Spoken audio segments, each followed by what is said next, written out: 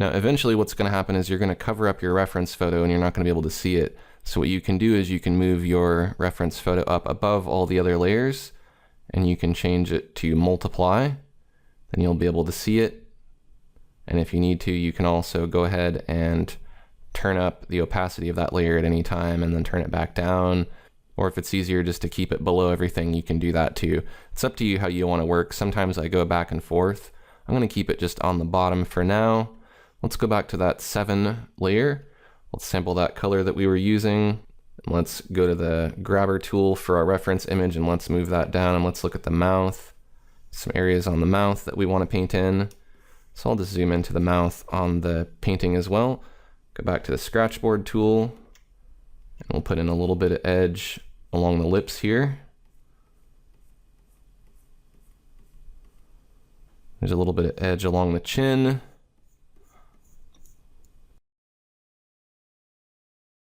And if we go ahead and zoom out by clicking on the magnifier and we hold Control, we can zoom out till we can see the whole face. Zoom out a bit on our painting as well. And we'll go ahead and put in those dark areas according to what we see on our photo. So it looks like we can pretty much safely go ahead and go along the edge of the head here like this.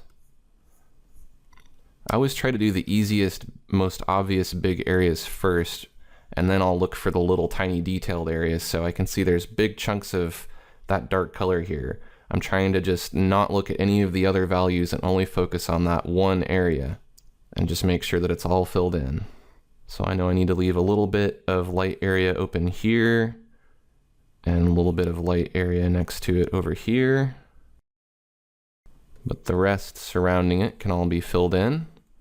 And don't worry if you don't get it perfect, because we can always blend and add more layers and fix things later to get it all looking perfect. But you do want there to be a little bit of imperfection here so that this looks like a painting and not a photograph. So don't worry about it looking like art. It can be a little sloppy and a little rough.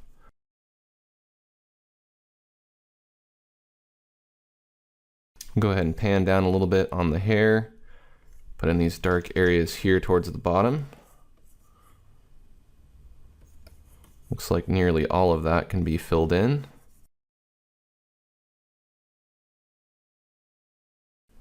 Now, generally speaking, what you want to be doing here is you want to be separating these colors from each other by value. So we have a dark value, the next darkest value, and we don't want a light value, like let's say maybe one of these light colors from the nose, to be right up against something like one of these really dark colors without a little bit of separation in between. So you'd want to separate your number 6 value and your number 8 value with a number 7 value, and so on. Let's go ahead and move to our next lightest color. We'll add that on a new layer. Let's call this 6. We'll go ahead and sample. Let's look at one of these colors in the hair, like this next lightest one. You can see this is right around the 6 range. So we'll add a little bit of color to it, and we'll shift the hue a little bit lighter towards cyan again. We'll want to move that layer down below the layer 7 so that we're painting underneath it. We can go ahead and safely fill in this whole area here quickly. Looks like there's a little bit of light area reserved in the center of this section here. So I'll save a little area for that. Looks like I can fill in all of this. And this hair that's coming down over the forehead is casting a little bit of the shadow on the face. That shadow also merges into the eye socket. So I'll put a little bit of a border around that dark color there. Go right along the side of the face here. Add in a little bit of cheek. We'll pan down a little bit. There's some area here underneath the chin. But the trick here is really just to be able to look at your reference photo and see the different values in the piece. And as you're working, just tune out the values that you're not working on yet. I don't even care where any of the white is. I'm only focusing on these dark areas first. And that helps me really just pay closer attention to certain areas in my image. That way I'm not overwhelmed by the whole thing all at once. Then I'm going to start kind of loose. I'll go in here closer and tighten up these details on the eyes and the nose and the mouth a little bit later while I'm zoomed in. But for now, I just want to kind of block everything in.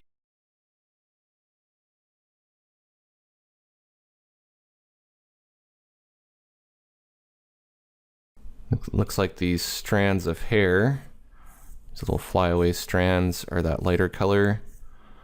Go ahead and put those in. Just let the brush do the work for you. Use your pen pressure and just do nice, long, quick, sweeping strokes. Start out with heavy pressure and lighten your pressure as you work your way towards the end of the stroke. The quicker you do these strokes, the better they're going to come out. All right, so let's go ahead and just evaluate our piece, see how it's coming along. Let's hide this subject layer, and let's zoom out and let's look at our piece. It's starting to look pretty cool. Now, what's interesting is that these different values are on their own layers. So if I go ahead and lock the transparency of this layer, I can go ahead and paint over this 6 with a different color if I want to. So I could, for instance, sample this color that I used for 6, and if I wanted to change it to an entirely different hue, like maybe this red or something, I could just paint over it in a certain area, and then I could create a transition from one color to another quite easily. But for right now, we'll just go ahead and continue on like we were with the same colors, and we'll go in later and add that transition towards the end once we've built up all our values. So let's go to the next lightest color. We'll create another layer below 6. We'll call that 5. We'll make sure preserve transparency is not turned on. And we'll go ahead and pick a 5, and we'll go ahead and add some color to that. I'm going to continue shifting my hue towards cyan, but you could also go the other way if you wanted to. You could really pick any colors you want in the end, as I mentioned before. I'm going to go back to Scratchboard tool. I can go ahead and fill in most everything else, because we're kind of at this middle point here where it's easy just to fill this in, and then we can start putting lighter colors on top. I do notice that I missed a couple areas on 6, so I'm going to go back to 6 and sample that color and fill in these areas near the hair, because those should be that color. Let's move on to our next lightest color. We'll create a new layer for that, and we'll call that layer 4. We'll pick a 4 value. We'll add some color to that. We'll go even lighter towards cyan. So I'm making sure that as I'm going darker, I'm going more and more and more and more towards that cyan blue, because this blue here is a bit darker. This blue here is a bit lighter. So you get that enhanced perception of lightening your color as you go along. So I'm going to zoom in a bit on my reference image so I can see it better. And I'll zoom in to my painting as well. And since we're adding lighter colors on top of the darker colors, let's go ahead and move this 4 up above the dark. And then we'll go ahead and paint a little dot here between the eyes on the nose. There's a little bit of area on the forehead right above the eyebrow. But typically the lightest areas on a face are the forehead, the nose, the cheeks, the chin. Sometimes there's a highlight on the lip, and of course the eyes. Go ahead and do our nose here. You want to think about the main bridge of the nose as being one big general kind of cylindrical shape. And if you think about the nostrils, they're their own shapes. So that makes it easier to kind of break it down. But just pay careful attention to your reference photo, because it'll show you where to put all this stuff. After a while, after you paint enough of these, you'll start to kind of have a better idea of where to put this stuff, just using your imagination. This is really the best way to learn, is to observe while you're painting. Right above the upper lip, I have a lighter area here. Again, I'm not trying to get the exact shape that I see, just the general shape that I see in my reference image. So a little bit here on the cheek we can add,